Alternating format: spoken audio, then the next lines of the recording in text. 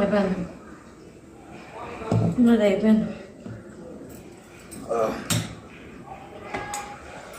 ఏమిటో అవన్నీ ఇటుకి ఇవన్నీ వెతికేస్తున్నాయి.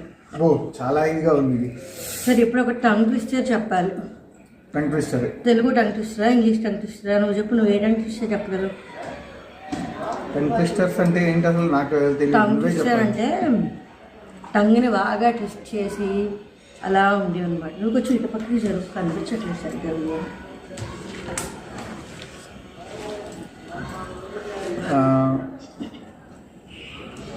Tongue twister.